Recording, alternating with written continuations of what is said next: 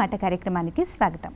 ఈనాటి మన ఎపిసోడ్లో ప్రముఖ నటులు దర్శకులు శ్రీ కాశీ విశ్వనాథ్ గారు తన అనుభవాలను సినీ ప్రస్థాన విశేషాలను మనతో పంచుకోబోతున్నారు.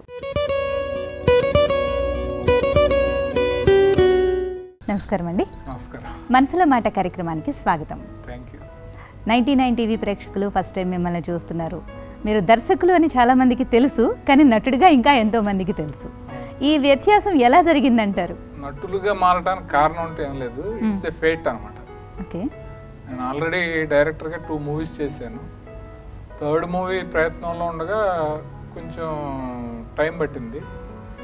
ఆ టైంలో రవిబాబుకి నేను ఎక్కడో ఏదో కోణంలో నచ్చాను.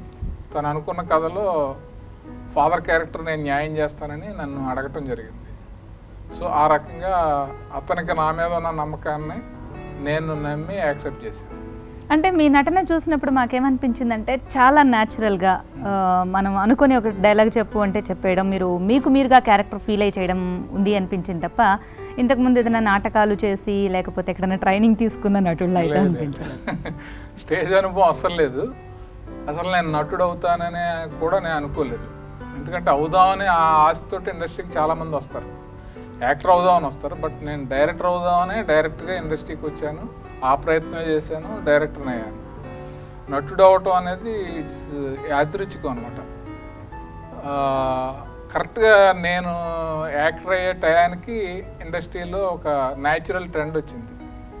ఇదివరకు 60 years ఉన్నా కూడా కాలేజీకి వెళ్ళటాలు, లవ్ సబ్జెక్టుల్లో చేయటాలు, లవ్ చేయటాలు, డ్యూయెట్లు అలాంటివి యాక్సెప్ట్ చేసేవారు. రీసెంట్గా ఒక 10 ఏళ్ల నుంచి ఏంటంటే టీనేజ్ లవర్స్ అంటే టీనేజ్లోనే ఉండాలి, లవ్ సీన్స్ అంటే వాళ్ళ మధ్యనే చూడాలి, కొంచెం ఏజ్ ముదిరినా కూడా లవ్ సీన్స్ పండవు. నెక్స్ట్ క్యారెక్టర్స్ మన పక్కింట్లో ఫాదర్ అంటే ఫాదర్లా ఉండాలి, బావ అంటే బావలా ఉండాలి. ఇలాంటి ట్రెండ్ వచ్చే టైంలో నేను నటుడు అవటం వల్ల నా పర్ఫార్మెన్స్ ఆడియన్స్కి, ఇండస్ట్రీకి, డైరెక్టర్స్కి అందరికీ నచ్చడంతో నేను నటుడిగా సక్సెస్ అయ్యాను. సినిమా ప్రయాణం గురించి పక్కకు పెట్టుకుంటే అసలు ముందు మీ ఊరు, మీ పేరెంట్స్ గురించి చెప్పండి. మా ఊరు తూర్పుగోదావరి జిల్లా రాజమండ్రి దగ్గర పురుషోత్తపట్నం. ఇప్పుడు పోలవరం ప్రాజెక్ట్ కడుతున్నారు కదా, దాని ఆపోజిట్ అనమాట. ఇక్కడ మా మదరు ఫాదరు వ్యవసాయ కుటుంబం. ఆయన పేరు యనమదల భూగోపాలరావు, మా మదర్ పేరు మంగమణి. మీరు ఒక్కరే అబ్బాయా? మా సిస్టర్ సూర్యకుమార్ అని, తను రైటర్ అనమాట. తను పాటలు రాస్తుంది. ఆల్రెడీ రాసింది నా తొలి చూపులోనే అనే సినిమాలో. కన్నులు మూస్తే చాలు నువ్వు కళ్ళలోకి వస్తావు అనే పాట రాసింది. అవును, నేను విన్నాను పాట. ఆ పాట రాసింది, తనకి అవార్డు కూడా వచ్చింది. తను హౌస్ వైఫ్ అనమాట. వాళ్ళ అబ్బాయిలు ఇద్దరు జాబులు చేస్తున్నారు. సో ఎక్కువ ప్రయత్నాలు చేయలేదు, అప్పుడప్పుడు రాస్తూ ఉంటుంది. ఓకే.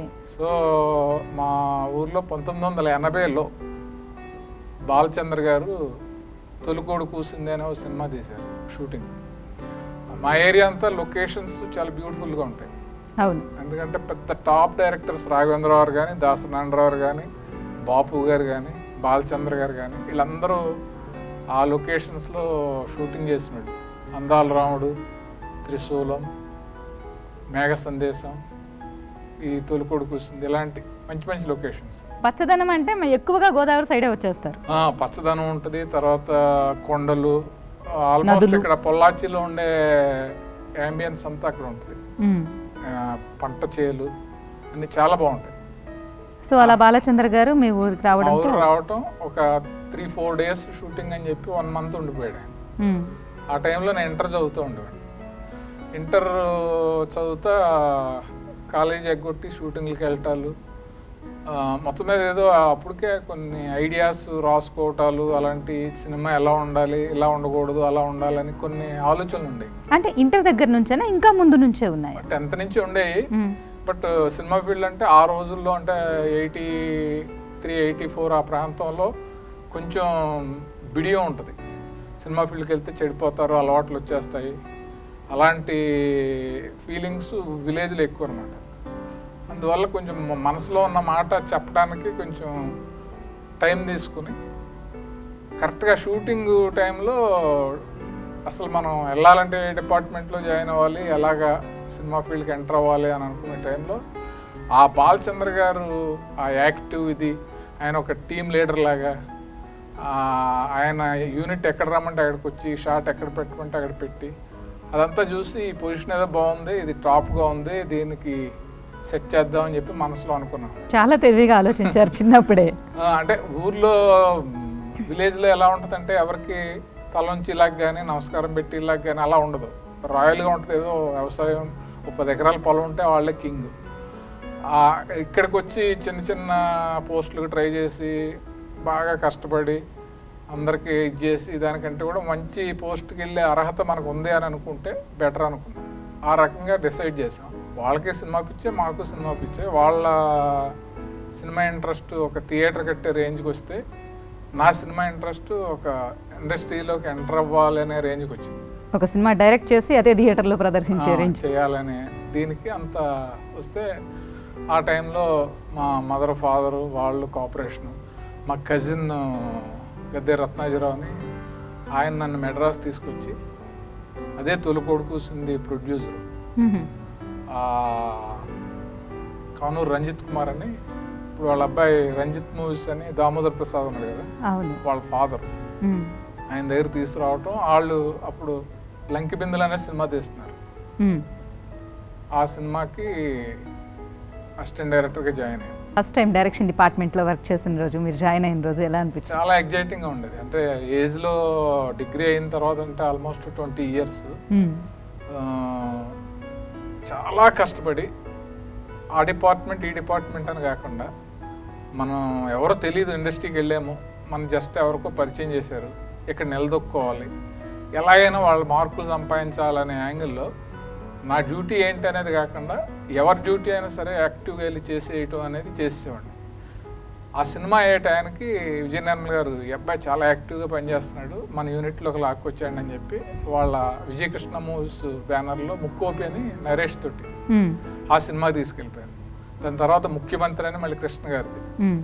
ఇది ఇలా జరుగుతుండగా ఆపోజిట్లోనే మిద్దె రామారావు గారు 16 ఏళ్ళ వయసు ఇవన్నీ తీశారు కదా, రాజ్యలక్ష్మి పిక్చర్స్ అని, ఆయన మా ఏరియానే. ఆయన చాలా బాగా పనిచేస్తున్నాడంట, అతన్ని మన కంపెనీలో పెట్టుకుందాం అని చెప్పేసి చిన్న గ్యాప్ వస్తే ఇంకా ఆ కంపెనీకి వాళ్ళు తీసుకెళ్ళారు. అక్కడ అసోసియేట్ కానీ బాగా మంచి మంచి సినిమాలు, పచ్చని కాపురం, చాదస్తపు మొగుడు, ఝాన్సీ రాణి, ఇలాంటి సినిమాలన్నీ ఆ బ్యానర్లో చేశారు. చేస్తుండగా పరుచూరి బ్రదర్స్ పరిచయం అయ్యారు. పరుచూరి బ్రదర్స్కి స్టోరీ సిట్టింగ్లో, అంటే అప్పుడే చాదస్తపు మొగుడు అని శరత్ గారు డైరెక్షన్లో స్టార్ట్ అయింది. శరత్ గారు ఏం చేశారంటే, ఆయన బయటకు వెళ్తా ఆయన బయట సినిమాలు చేయమంటానికి నన్ను తీసుకెళ్ళారు. ఆ బయట సినిమాలు చేసే ప్రాసెస్లో సుమన్తో ఎక్కువ సినిమాలు చేస్తూ ఉండేవాళ్ళం. ఆ రోజుల్లో అల్లుడు సినిమాలు ఎక్కువ, చిన్నల్లుడు, పెద్దల్లుడు, కలెక్టర్ గారు అల్లుడు, దొంగల్లుడు, గొప్పింటల్లుడు, తర్వాత హలో అల్లుడు. ఆ సినిమా ఫ్లాప్ అయ్యే వరకు కూడా అల్లుడు సినిమాలు వస్తూ ఉండేవి. ఆ టైంలో కలెక్టర్ గారు అల్లుడు చేస్తున్నప్పుడు పరుచూరి బ్రదర్స్ పరిచయం అయ్యారు. ఆ స్టోరీ సిట్టింగ్స్లో వాళ్ళు బాగా నన్ను లైక్ చేసి, హైదరాబాద్ రామనాయుడు గారికి పరిచయం చేస్తాము, అక్కడ ఒక 2 సినిమాలు చేస్తే నీకు డైరెక్షన్ ఛాన్స్ ఇస్తారు, స్క్రిప్ట్లో నీకు బాగా నాలెడ్జ్ ఉంది అని చెప్పంటే, నేను ఇంకా ఆలోచించాను, మనం ఇక్కడ రావటం డైరెక్షన్ చేయడానికే కదా అని చెప్పి శరత్ గారికి చెప్పి ఇలా అవకాశం వచ్చిందని. ఆయన చాలా బాగా చూసుకున్నాడు, బ్రదర్లా చూసుకున్నాడు ఆయన. అయినా కూడా మనకు బాగుంటాం కాదు, ఫ్యూచర్ బాగుంటాం ఇంపార్టెంట్ అని చెప్పి ఆయనతో చెప్పేసి రామనాయుడు గారి దగ్గరికి వచ్చాను. రామనాయుడు గారు చూడగానే నన్ను మాట్లాడి, డెఫినెట్గా కష్టపడితే నీకు ఛాన్స్ ఇస్తామని చెప్పారు. అలాగే అదే బ్యానర్లో సురేష్ బాబు కూడా ఆయన నన్ను లైక్ చేసి 3 films కో డైరెక్టర్గా చేశాను. ఆయనే సూపర్ డూపర్ హిట్లు అయినాయి. ఏంటవి? అదే ప్రేమించుకుందాంరా కో డైరెక్టర్, గణేష్, కలిసి ఉందాంరా. దాని తర్వాత జయం మందేరా సినిమాకి జస్ట్ ఓన్లీ స్టోరీ సిట్టింగ్స్కి అని చెప్పి ఫారెన్ తీసుకెళ్లారు 25 days. ఆ సినిమాకి నేను పని చేయలేదు, బట్ పని చేశాను కానీ పేరు ఉండదు. దాని తర్వాత నువ్వు లేక నేను లేని అవకాశం ఇచ్చారు, అది సూపర్ డూపర్ హిట్. మీరు ఒకేసారి డైరెక్షన్లోకి వచ్చేసేసారు అంటే, అది కథ మీద లేకపోతే కథ నాదే? మీదే కథ. ఆ కథ ఎప్పటి నుంచి మీరు రాసుకున్నారు? అప్పటికప్పుడే రాసారా లేకపోతే ఎప్పటి నుంచో? ఎలా జరిగిందంటే, ఆ టైంలో మేము వేరే కథ అనుకుని పరుచూరు మురళి అని ఒక డైరెక్టర్ ఉన్నాడు, ఆయన కథ ఇచ్చాడు. ఆ కథ సురేష్ బాబు గారికి ఎక్కడో ఇలా కాకుండా ఫ్యామిలీ సినిమా చేద్దాము, ఈ ప్యాటర్న్ కాదు అని అన్నాడు. అప్పటికేంటంటే నిన్నే పెళ్ళాడతా అనే సినిమా సూపర్ హిట్ అయి ఉంది. సో ఒక రైటర్ వచ్చి ఆ ప్యాటర్న్లో కథ ఉందని చెప్పాడు. ఆయనని ఇదేదో బాగుంది నువ్వు అన్నాడు. నేను అన్నాను, అంటే సేమ్ సిమిలర్గా ఉంది. నిన్నే పెళ్ళాడతా నేను ఫస్ట్ టైం చేసేటప్పుడు అంత సిమిలర్ కథ బాగోదు ఎలాగా అని అనుకున్న టైంలో, అంటే ఆ ప్యాటర్న్లో నీ దగ్గర ఏమన్నా ఐడియా ఉందా అంటే, నా దగ్గర అప్పుడు నేను సంక్రాంతి అని ఒక కథ రాసుకున్నాను. ఒక 2 ఫ్యామిలీస్, వాళ్ళల్లో ఉన్న పిల్లలు, వీళ్ళు క్లోజ్గా ఉండటం వల్ల వాళ్ళిద్దరి మధ్యన లవ్ ఏర్పడుద్ది. వాళ్ళ లవ్ సెట్ అయ్యే టైంకి వీళ్ళు విడిపోతారు. మళ్ళీ వాళ్ళు మేము విడిపోయాం కదా మీరు విడిపోమంటే, మీకోసం మేము ప్రేమించుకోలేదు, ప్రేమను మేము వదులుకోమని అలాంటి ఏదో లైన్ ఉంది. ఫస్ట్ సంక్రాంతిలో స్టార్ట్ అవుద్ది, తర్వాత వాళ్ళు చిన్న విప్లవంలాగా సంక్రాంతి అని చెప్పి ఏదో ఐడియా చెప్పా. ఇది బాగానే ఉంది, దీన్ని ఏదో చెయ్యి అని చెప్పంటే అప్పుడు నువ్వు లేక నేను లేని ఫామ్ అయింది. 10 డేస్లో దాన్ని బేస్ చేసుకుని కట్ చేసి చెప్తే బాగా ఇంప్రెస్ అయ్యి చేద్దాం, చాలా బాగుంది అది దాన్ని. నటులు, దర్శకులు కాశీ విశ్వనాథ్ గారి గురించిన బోలెడన్ని విశేషాలు చూసేస్తున్నారు కదా. ఇంకొన్ని విశేషాలు బ్రేక్ తర్వాత చూద్దాం. మరి ఆ తర్వాత మళ్ళీ నెక్స్ట్ పెద్ద హీరోతో వెళ్ళాలి అని ఆలోచించారా, లేకపోతే కొత్తగా వెళ్ళాలని ఆలోచించారా? అంటే అలా కదమ్మా, ఆ రోజుల్లో ఏంటంటే మేము చేసిన టైంలో ఒక మనసంతా నువ్వే, ఒక నువ్వే కావాలి, నువ్వు లేక నేను లేను, ఒక సంతోషం, ఈ టైప్ మూవీస్ అన్నీ చాలా హిట్ అయినాయి. సో ఆ ట్రెండ్లో హిట్ అయినాయి అని అలాంటి సబ్జెక్ట్ తోటి మేము వచ్చాం. దాని తర్వాత ఆది, సింహాద్రి, ఇలాగా మాస్ సినిమాలు హిట్ అయినాయి. ఇండస్ట్రీలో మాస్ హీరోలు ఎక్కువ ఉన్నారు, క్లాస్ హీరోలు తక్కువ ఉన్నారు. క్లాస్ సినిమాలు చేసిన వాళ్ళకి ఇంకొక మళ్ళీ ప్రాజెక్టు సెట్ అవ్వటానికి ఎక్కువ టైం పడుద్ది. మాస్ కథలు ఉన్నాయి, ఇంకో మొత్తం అందరూ మాస్ హీరోలే కదా, ప్రతి వాళ్ళు మాస్ సినిమా తీద్దామని, మాస్ సినిమా తీస్తే గ్యారంటీ అని ఇలా ఉంటుంది కదా. ఆ టైంలో మళ్ళీ మేము మాస్ సినిమా తీయాలి అంటే, నువ్వు లేక నేను తీసి ప్రూవ్ చేసుకున్నాడు, ఫ్యామిలీ సినిమా బాగా తీస్తాడు, లవ్ సబ్జెక్టు బాగా డీల్ చేస్తాడు, ఫీల్ ఉంది, మంచి మ్యూజిక్ చేయించుకుంటాడు అనేదే ప్రూవ్ చేసుకున్నాను నేను. అవును, అలాగే నా కొలీగ్స్ అందరూ కూడా మాస్ తీసి ప్రూవ్ చేసుకుంటే మళ్ళీ మాస్ సినిమాలు వస్తాయి. ఆ అవకాశం మాకు రాలేదు, మళ్ళీ తొలి చూపులోనే చేయాల్సి వచ్చింది. అది కూడా లవ్ స్టోరీ. అది అంటే ఫస్ట్ టైమర్ని నెత్తి మీద బరువు పెట్టేసి మాస్ సినిమా చేస్తే యాక్సెప్ట్ చేస్తారో చేయరో అనే సందిగ్ధత, ప్లస్ నేను చేసే బ్యానర్ కూడా ఉషాకిరణ్ మూవీస్, రామోజీరావుది, వాళ్ళు అసలు మాస్ సినిమాలు చేసిన హిస్టరీ లేదు కదా. సో దాన్ని బట్టి ఆ కథ అనుకుని అలా చేయాల్సి వచ్చింది. దాని రిజల్ట్ వాళ్ళకి లాస్ లేదు కానీ, బట్ నాకు పేరు వచ్చేలా లేదు. అవును, అంటే నువ్వు లేక నేను బ్లాక్ బస్టర్ అయింది కదా. అవును, 2 crores ప్రాజెక్టు చేస్తే 12 crores దాకా వచ్చింది అప్పుడు. సో అలాంటిది వచ్చినప్పుడు దాని పక్క సినిమా అంత లేకపోయినప్పుడు జస్ట్ నేమ్ వైజ్గా రాదు. ఇంకోటి ఏంటంటే ఆ 2 సినిమాలు కూడా బయటికి అమ్మలేదు, దాంట్లో ఎంత వచ్చింది ఏమొచ్చింది అని తెలియటానికి. డిస్ట్రిబ్యూటర్స్ అలాగే ఎవరు లేరు, వాళ్ళు సొంతంగా రిలీజ్ చేసుకున్నారు కాబట్టి రామనాయుడు గారికి ఎంత వచ్చిందో అంత వస్తుంది, రామోజీరావు గారికి ఎంత వచ్చిందో అంత వస్తుంది. ఓకే, కానీ ఆ తర్వాత నచ్చావులే 2008 అంటే మధ్యలో ఒక 5 సంవత్సరాల గ్యాప్ వచ్చింది. ఈ 5 సంవత్సరాల గ్యాప్లో మీరు బాగా మళ్ళీ ఇంకొక సినిమా చేయాలి అని చాలా కష్టపడి ట్రై చేశారు. అంటే 5 సంవత్సరాల గ్యాప్ అంటే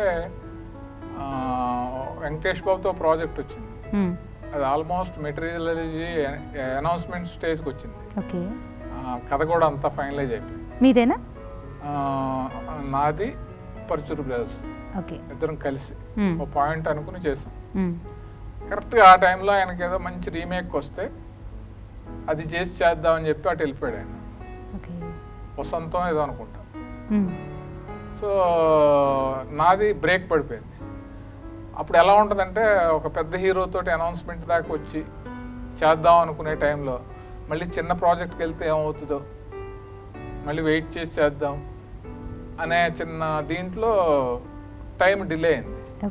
చిన్న ప్రాజెక్టులు కూడా వస్తూ కొన్ని ఏంటంటే నేను ఫైనాన్షియల్గా కంఫర్టబుల్గా ఉండటం ఒకటి, తర్వాత ఏదో ఒకటి చేసేద్దాం అనేది కాకుండా మంచిదే చేద్దాం లేట్ అయినా అనే నేచర్ ఒకటి, ఈ టైంలో కొంతమంది కొత్త కొత్త హీరోలు బాగా డబ్బులు ఉన్నవాళ్ళే ఇంటికి ఒక సూట్ కేసు తీసుకొచ్చి ఇదిగో 10 lakhs అడ్వాన్స్, నేనే హీరో, మీరు సినిమా చేయాలి అని అడిగిన సందర్భాలు కూడా ఉన్నాయి. నేను రిజెక్ట్ చేశాను. ఎందుకు ఆ సినిమా తీస్తే అతనికి ఉపయోగం ఉండదు, నాకు ఉపయోగం ఉండదు. ఆ రెమ్యునరేషన్ వస్తుంది కానీ ఫర్దర్ కెరీర్ అతను హీరోగా అంటే నేను యాక్సెప్ట్ చేయనప్పుడు ఆడియన్స్ కూడా చేస్తారనే నమ్మకం నాకు లేనప్పుడు చేయం కదా. బట్ అలా వాళ్ళు ఊరుకోరు, ఎవరో ఒకరిని పట్టుకుని చేశారు, చేతులు కాల్చుకున్నారు, తర్వాత వచ్చి బాధపడ్డారు.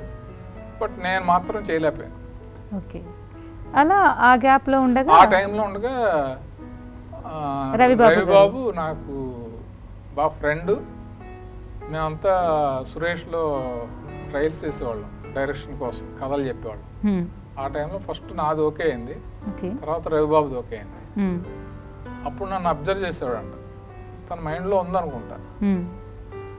నేను ఓ ప్రాజెక్టు ఫైనలైజ్ చేసుకుని ఆ స్క్రిప్ట్ తీసుకుని అన్నవరం గుడికి వెళ్ళా ఫ్యామిలీ తోటి.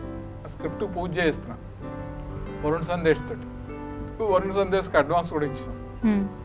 ప్రాజెక్ట్ చేద్దాం అనుకునే టైంలో ఫోన్ చేశారు రవిబాబు, ఇలా ఒక కథ అనుకుంటున్నాం, దాంట్లో నీది క్యారెక్టర్ ఒకటి ఉంది అని. నాకు ఇంట్రెస్ట్ లేదే, ఇప్పుడు ఏంటి జోక్ చేస్తున్నావా, ఎవరైనా ఉన్నారా, కామెడీయా అన్నాను. కాదు నిజంగానే, నువ్వు రా సీరియస్ అన్నాడు. నేను అక్కడ పక్కన ఒక అతను ఉన్నాడు, నాకు దర్శనం అవి చూపిస్తారు, అన్నవరం రమణ అని. అతను ఏంటే నేను నీ క్యారెక్టర్ ఇద్దాం అనుకుంటే రవిబాబు నన్ను ఏమంటున్నాడు ఏంటి అన్నాను. వెంటనే చేతులు పట్టేసుకుని, సార్ అన్నవరం సత్యనారాయణ స్వామి గుళ్ళో ఉన్నారు, మీరు ప్రదక్షిణ చేస్తూ ఉన్నారు, మీకు ఫోన్ వచ్చింది, ఎందుకు వచ్చిందో మీరు మాత్రం యాక్సెప్ట్ చేయండి సార్, మీకు దండం పెడతాను. మేము అసలు 10 సంవత్సరాల నుంచి ఉంటే చిన్న క్యారెక్టర్ రావట్లేదు, మీకేమో ఫోన్ చేసి ఓ డైరెక్టర్ అలా అన్నాడంటే అని చెప్పి అతను చేతులు ఎట్టేసుకున్నాడు. నేను నవ్వు ఊరుకున్నాను. తర్వాత మళ్ళీ హైదరాబాద్ వచ్చిన తర్వాత రవిబాబు వదలలేదు, కథ వినమన్నాడు, విన్నాను, చాలా బాగా నచ్చింది. మామూలుగా అయితే ఇది ఏ ప్రకాష్ రాజ్ గారు లాంటి ఆయన వేయాల్సిన క్యారెక్టర్. ఫస్ట్ టైము నాకు రావటం అనేది అదృష్టం. రవికి నా మీద ఉన్న నమ్మకం, దేవుడు రవి రూపంలో నన్ను ఇలా ఆర్టిస్ట్ని చేశాడు. తెలుగు ప్రేక్షకుల అదృష్టం కూడా, ఎందుకంటే మీలో ఒక మంచి నటుడు ఉన్నాడన్న విషయాన్ని కూడా ప్రజలకు తెలియజేస్తుంది ఆ క్యారెక్టర్. అదే ఫర్దర్ గా రిజల్ట్ అది. ఎందుకంటే ఆ పాత్ర ద్వారా మీకు ఎన్నో పాత్రలు వచ్చాయి, ఆర్టిస్ట్ గా చాలా మంది మిమ్మల్ని 95 సినిమాలు చేశారు. అయితే ఫస్ట్ టైం యాక్ట్ చేసేటప్పుడు ఎలా అనిపించింది? అప్పటి వరకు మీరు అందరికి యాక్షన్ చెప్పడం వేరు, యాక్షన్ అనడం వేరు. అంటే డైరెక్టర్స్ లో 2 రకాలమ్మా. ఒకళ్ళు చేసి చూపించేవాళ్ళు, రెండోది ఏంటంటే చెప్పి చేయించుకునేవాళ్ళు. నేను చెప్పి చేయించుకునే టైప్. నేను 2 మూవీస్ చేశాను కదా, ఇలా ఉండాలి ఇలా ఉండాలి ఇలా ఉండాలి. చేసి చూపించిన చెప్పి చేయించుకున్న మనకి తెలుసుంటేనే చేయగలం అది, అంతే కదా. సిచ్యువేషన్ ఇది ఇలా ఉండాలి, ఇలాగ ఉండాలి, ఇలా ఫీల్ ఇలా ఉండాలి, ఇక్కడ ఇలా బరస్ట్ అవ్వాలి, ఇక్కడ ఎమోషనల్ అవ్వాలి, ఇలా చెప్పడం అన్నా అది నేను చేసి చూపించడం. చేసి చూపించడం ఏంటంటే ఎక్కువ మంది ఆర్టిస్టులకు నచ్చదు, ఎందుకంటే నేను చేస్తే నాలాగే ఉంటుంది, బట్ నా క్యారెక్టర్స్ అన్నీ నాలా ఉండకూడదు కదా. అందుకని చెప్పి చేయించుకోవటం అనేది నాకు ఇష్టం.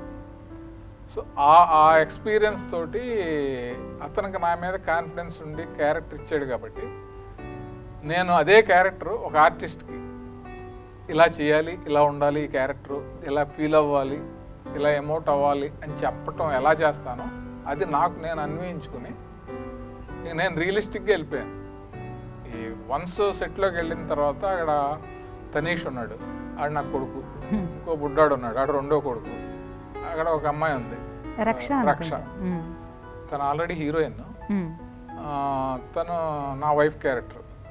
నా వైఫ్ ఒక రకమైన ఓన్ ఫీల్ చేసుకుని ఓన్గాని మా ఇంట్లో మా వైఫ్తో ఎలా ఉంటానో పిల్లలతో ఎలా ఉంటానో అనేది మైండ్లో ఫీల్ చేసుకుని ఏ సీన్ అయినా ఏ ఫీలింగ్ అయినా మైండ్లో ఫీల్ చేసుకుని చెప్పేయటమే. అది బాగా నచ్చేసింది. అసలు యాక్షన్లా ఉండదు, పర్ఫార్మెన్స్లా ఉండదు, ఆ ఇంట్లో క్యారెక్టర్, ఆ క్యారెక్టర్ ఎలా బిహేవ్ చేస్తాడో అలా బిహేవ్ చేసినట్టు ఉంటుంది. ఫస్ట్ షాట్కే క్లాప్స్ కొట్టారు, దాంతో నమ్మకం వచ్చేసింది. ఫస్ట్ షాట్ ఏంటంటే వైఫ్ ప్రెగ్నెంట్ తోటి ఉన్న వైఫ్ పెయిన్స్ వస్తూ ఉంటాయి, ఇంట్లో నుంచి బయటికి తీసుకొచ్చి కార్ ఎక్కిచ్చి హాస్పిటల్కి తీసుకెళ్లే షాట్. బయట కెమెరా పెట్టారు, స్క్రిప్ట్ లేదు, ఇదే షాట్ అన్నాడు. బట్ మనం మామూలు మనిషిని చేయట్టుకుని ఎక్కించినట్టు అలా ఎక్కిస్తే ఫీల్ ఉండదు కదా. నేను డైరెక్టర్ని కదా, నేను రైటర్ని కదా. సో మనసులో అనుకుని ఆ మధ్యలో కొన్ని యాడింగ్స్ ఉంటాయి. జాగ్రత్త అని చెప్పేసి, ఓర్చుకో అని చెప్పి తలుపు తీయటాలు, కంగారుగా అటు ఇటు చూడాలు, ఇవన్నీ కొంచెం యాడ్ చేసేటప్పటికి మొత్తం ఓకే అన్నారు. అందరూ క్లాప్స్ కొట్టారు. దాంతో కాన్ఫిడెన్స్ వచ్చింది. మీరు రైటర్గా ఎన్ని సినిమాలకి అసోసియేట్ అయ్యి వర్క్ చేశారండి? సినిమాలకి రైటర్గా పేరు వేయించుకుని వర్క్ చేయలేదు. బట్ ప్రతి సినిమా, నేను పనిచేసిన ప్రతి సినిమాలో నా ఐడియా ఉంటుంది. ప్రతి రైటర్కి నా కాంట్రిబ్యూషన్ ఉంటుంది. ప్రతి డైరెక్టర్కి నేను ఇచ్చే సలహాలు ఉంటాయి. అంటే ఒక అసోసియేట్గానే అసిస్టెంట్గా ఉన్నవాడు రైటర్ లక్షణాలు ఉండి, క్రియేషన్ ఉండి, ఏమైనా ఐడియాస్ ఇస్తేనే ఫాస్ట్గా డెవలప్ అవ్వటం కానీ డైరెక్టర్ అవ్వటం కానీ ఉంటుంది. లేకపోతే ఒక డైరెక్టర్ దగ్గర 5-6 ఉంటారు. 5లో ఒక్కడే పైకి వస్తాడు. మిగతా వాళ్ళందరూ ఏంటంటే వాళ్ళకి క్రియేషన్ ఉండదు. పాపం వాళ్ళు చేద్దామని వస్తారు. మళ్ళీ వాళ్ళు ఏంటంటే ఇంకొక రైటర్ని పట్టుకుని ఆ రైటర్ తయారు చేసిన కథతోటే చేయగలరు తప్ప వాళ్ళు కథ చేసుకోలేరు. బట్ నేను అలా కాదు, నా కథ నేను చేసుకోగలను, ఎవరి కథనైనా బాగు చేయగలను అనే నమ్మకంతో వెళ్ళేవాడిని. వేరే వాళ్ళ కథల్లో కూడా ప్రాబ్లమ్స్ ఉంటే చెప్పేవాడిని.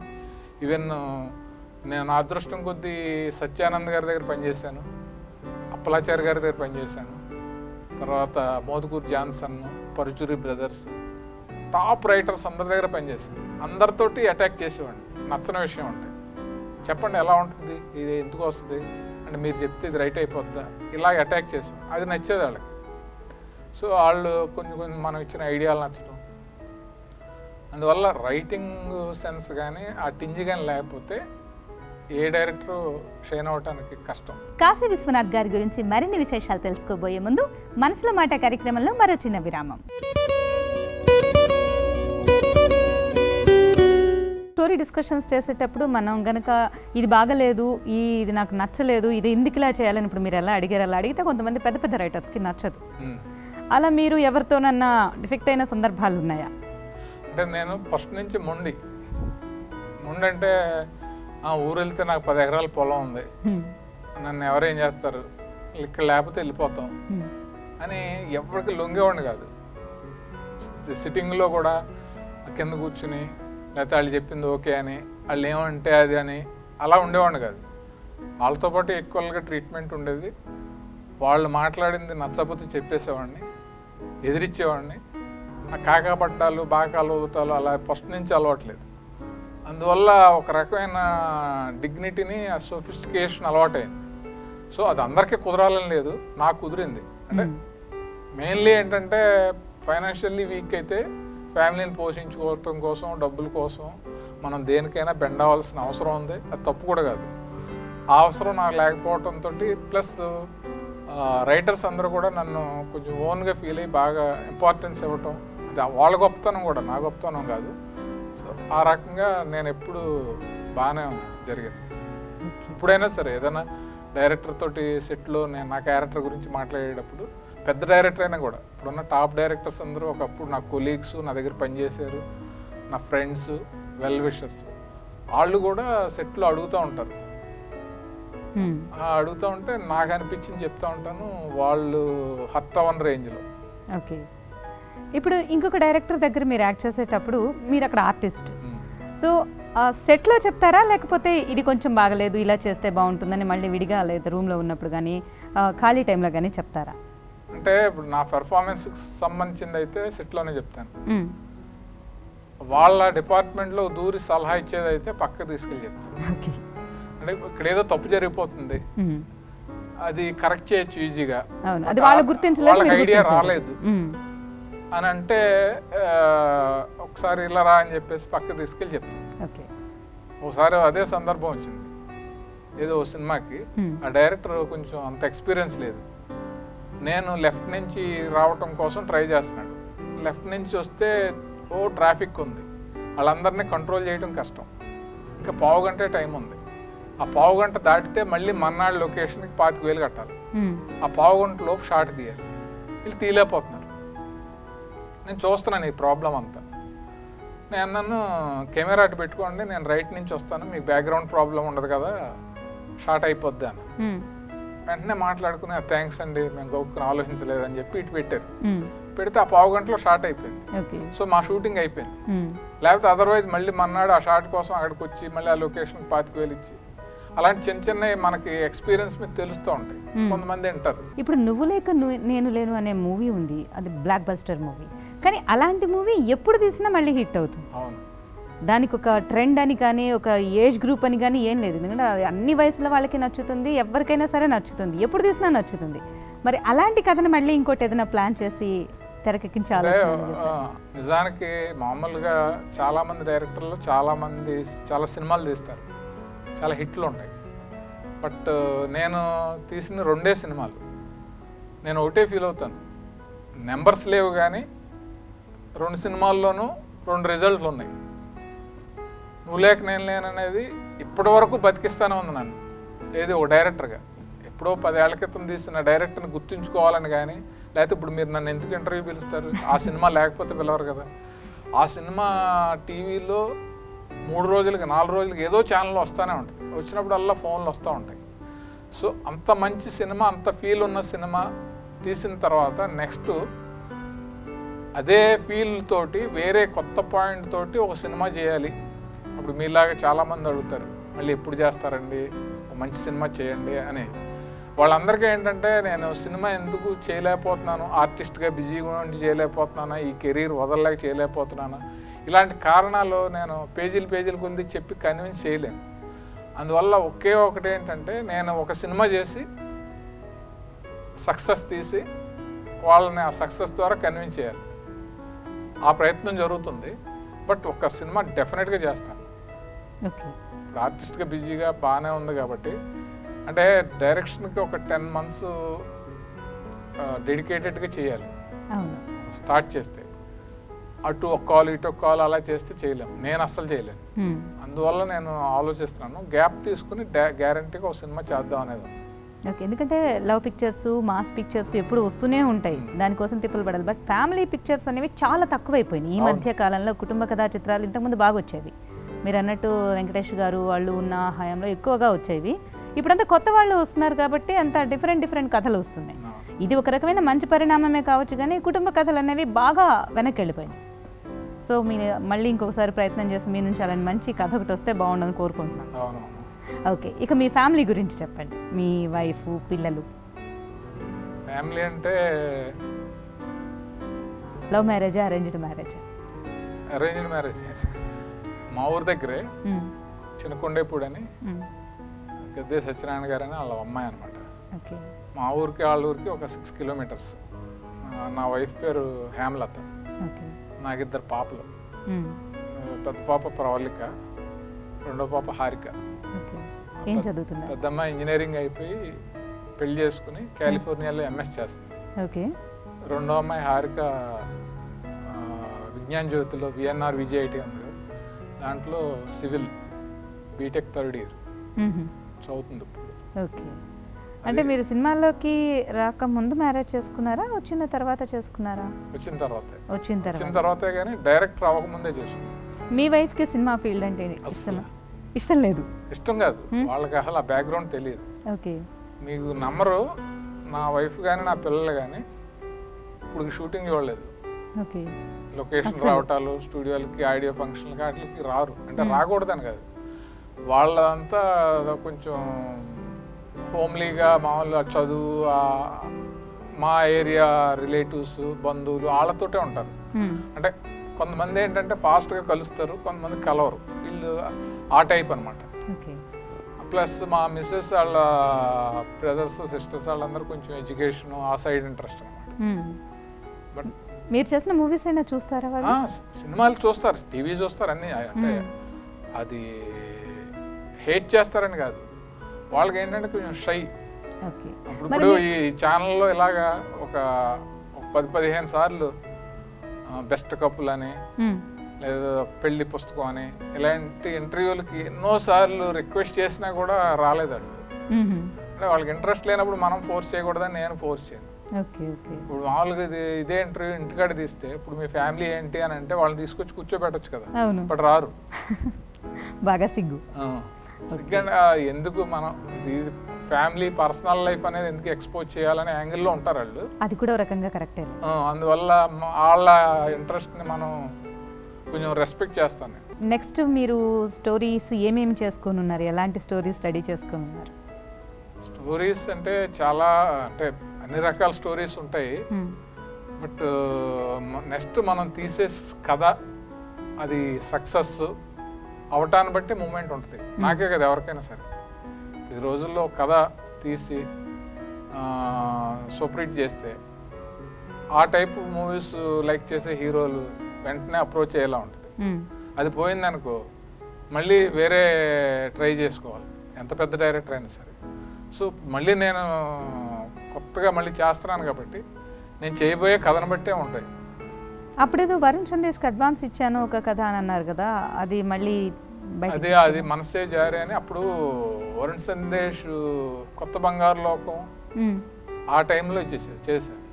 తర్వాత అతనికి కూడా కొంచెం సరైన సక్సెస్ రాక ఆ టైంలో మళ్ళీ మీరు మళ్ళీ ఫస్ట్ టైము చేస్తున్నారు కదా మళ్ళీని వద్దు అని అనుకుని మేమే అతను ఏదైనా మంచి సినిమా సూపర్ హిట్ అయిన తర్వాత చేద్దాం అలా డిలే అయిపోయింది. సో మళ్ళీ ప్లాన్ అయితే ఉంది అతనికి ఏదైనా ఒక మంచి సక్సెస్ వచ్చాక మళ్ళీ అదే కథని చేయొచ్చు. అంటే ఇది ఇక్కడ ఏమీ చెప్పలేమమ్మా, మనం అనుకుంటాం అంతే. ఊరినే అది చేద్దాం ఇది చేద్దాం అని ప్లాన్ ప్రకారం అసలు ఎవరికి తెలియదు. పలానా హీరో దగ్గరికి వెళ్ళి నేను నెక్స్ట్ సినిమా ఎవరు చేస్తున్నావు అంటే అతనే చెప్పలేడు, ఎందుకంటే అతని చేతిలోనే ఉంటుంది. పలానా డైరెక్టర్ దగ్గరికి వెళ్ళి నేను నెక్స్ట్ ప్రాజెక్ట్ ఏంటని చెప్పలేడు. అది డిజైన్ అవడానికి సూపర్ హిట్ ఇచ్చిన డైరెక్టర్లకు కూడా 1 year 2 years పెట్టేస్తుంది. సో అలాంటిది ఒక గ్యాప్ వచ్చి మళ్ళీ ఆర్టిస్ట్గా బిజీగా ఉండి మళ్ళీ డైరెక్టర్ అయ్యి క్లిక్ అవ్వాలి అనే దానికి మనం ఏదో పేపర్ మీద ప్లాన్లా గీసుకుంటే జరిగేది కాదు. అది జరిగినప్పుడు అది తీసిన తర్వాత అది సక్సెస్ అయిన తర్వాత మీలాంటి వాళ్ళు ఇంటర్వ్యూ అడిగితే ఇలా చెప్పడం. సరే, మీరంటే ఒక 10 ఎకరాల పొలం ఉంది, మెల్లగా ఏదో ఆర్టిస్ట్గా బిజీగా ఉన్నారు కాబట్టి నిదానంగా చేసుకోవచ్చులే సినిమాలని ఆలోచనలో ఉన్నారు. బట్ సినిమా ఇండస్ట్రీలోకి వచ్చి 1-2 సినిమాలు తీసిన తర్వాత మళ్ళీ అవకాశాలు రాక వెనక ఆర్థిక పరిస్థితి బాగలేక ఇబ్బందులు పడుతున్న వాళ్ళు చాలామంది ఉన్నారు. ఎందుకు అలా జరుగుతుందంటారు? వాళ్ళ ప్రయత్న లోపం అంటారా, లేకపోతే సినిమా పరిశ్రమలో లోపం అంటారా? ఇబ్బందులు ఇలా వస్తున్నాయి, ఎందుకు వస్తున్నాయి? నువ్వు చాలా అందంగా ఉన్నావు, నువ్వెందుకు ఇలియానా అవలేకపోయావు, నువ్వెందుకు సమంతలా అవలేకపోయావు అని నేను అడగటం తప్పు. ఎందుకంటే నీ కారణాలు నీకు ఉంటాయి, అంతే కదా. పలానా వాళ్ళు ఎందుకు అవ్వట్లేదు, అవ్వకపోతే ఏంటి, వాళ్ళ పరిస్థితులు ఏంటి అంటే ఎవడు ఇక్కడ ఫెయిల్ అవుదామని కానీ సక్సెస్ అవుదామని కానీ ఆ రెండిట్లో సక్సెస్ అవుదాం అనుకునే వస్తారు తప్ప ఫెయిల్ అవుదామని ఎవరు రారు. బట్ దేవుడు అందరికీ ఒకే బ్రెయిన్ ఇవ్వడు, ఒకే నాలెడ్జ్ ఇవ్వడు, ఒకే అదృష్టం ఇవ్వడు. ఓ మనిషి సక్సెస్ అవ్వాలంటే అవకాశం, దానికి తగ్గ కృషి, అదృష్టం, ఆ 3 కోఆర్డినేట్ అయ్యి ఓ జంక్షన్లో కలిస్తే అటు సూపర్ హిట్ అవుతుంది. ఆ 3 ఏది మిస్ అయినా మిస్ అయిపోతుంది. సో అలాగ అందరికీ కలిసి రాక అలా అవరు. మాకు పొలం లేదు, లేకపోతే మాకు ఆస్తి లేదు, నేను గ్యారంటీగా కష్టపడి సక్సెస్ అవ్వాలంటే అయిపోయేలా ఉండదు. ఏమీ లేకుండా బోళ్ళు ఆస్తున్నవాడు వచ్చి టక్కన ఓ సినిమా తీసి సూపర్ హిట్ ఇచ్చేస్తాడు. ఇక్కడ ఎప్పటి నుంచో పాతుపోయిన పెద్ద పెద్ద బ్యానర్లు అట్టర్ ఫ్లాపులు తీస్తూ ఉంటారు. ఇది ఒక సైకిల్, ఇది ఒక టైంను బట్టి, ట్రెండ్ని బట్టి, అదృష్టాన్ని బట్టి ఆధారపడిందే తప్ప ఎవరు అనుకుని చేసి వెళ్ళక కానీ మనం అనుకుని వాళ్ళని అడిగేస్తే చెప్పేసి వెళ్ళక కానీ ఉండదు, అంతే కదా. మీరు 2 సినిమాలు తీశారు, తర్వాత ఎందుకు తీయలేదు అంటే ఆ క్వశ్చన్కి ఆన్సర్ ఏంటి? నేను తీయకూడదని తీయనా, లేకపోతే నేను ఇలా ఎందుకు పనికి రాకుండా అయిపోవాలని అనుకుని తీయనా? నేను ప్రయత్నం చేస్తాను కదా, ఆ ప్రయత్నం ఫలించుకో, కుదరకో, అవకాశం రాకో, వచ్చి చేజారిపోయో ఇలాంటిది ఏదో జరుగుతూ ఉంటుంది. అంటే అదంతా ట్రాజడీ హిస్టరీ, ప్రతి వాడికి ఉంటుంది, పైకి వచ్చే ప్రతి వాడికి ఉంటుంది. పెద్ద సినిమాల వరకు అవకాశాలు ఉంటాయి, చిన్న సినిమా ఏదో కష్టపడి ఏదో పెట్టి తీసుకొస్తారు, మంచి సబ్జెక్టే ఉంటుంది, కానీ దానికి థియేటర్స్ లేకపోతే వారం రోజుల తర్వాత మళ్ళీ తీసేయాల్సిన పరిస్థితి, పబ్లిసిటీ లేక, ఇలా ఎందుకు జరుగుతుందంటారు? అదే చెప్తున్నాం కదమ్మా. ఇప్పుడు ఎక్కడైనా సరే పెద్ద చేపను చిన్న చేప, చిన్న చేపను ఇంకా చిన్న చేప అని అంటారు కదా. అవకాశం అనేది బిజినెస్లో కానీ, సినిమా ఫీల్డ్లో కానీ, ఫ్రెండ్షిప్లో కూడా ఉంటుంది. ఇప్పుడు బాగా డబ్బులు ఖర్చు పెట్టేవాడితోటే ఎక్కువ ఫ్రెండ్షిప్ చేస్తారు, చుట్టూ 10 మంది ఉంటారు.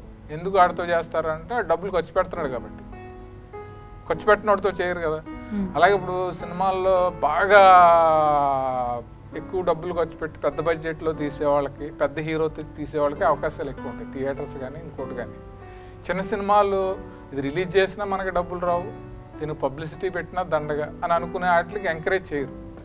ఎక్కడో దాంట్లో కంటెంట్ ఉండి అన్నీ కుదిరి అది అన్నిటిని దాటుకుని హిట్ అయితే దానికి ఇంపార్టెన్స్ ఉంటుంది. ఆ ప్రాబ్లం ప్రతి దాంట్లో ఉంటుంది కదా. చూసారు కదండి, ఇది ఈనాటి మనసులో మాట.